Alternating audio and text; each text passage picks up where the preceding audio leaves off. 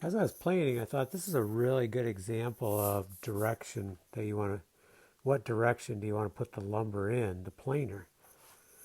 So the blades are coming down, they're circulating like this.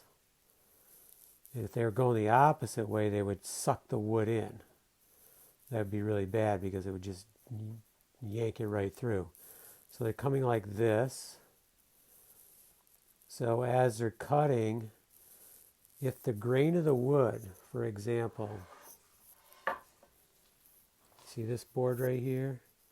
You see how the grain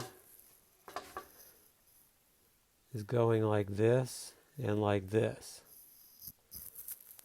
On this side, it's kind of straight, pretty much straight.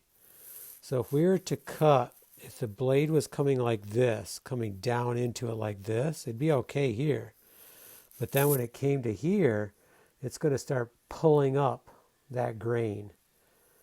And depending on how, the speed of the blade and everything else, it could end up, it will probably pull up some of that grain.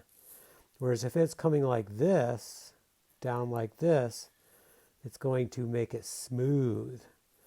So in this case, we want to run this board through the planer like this.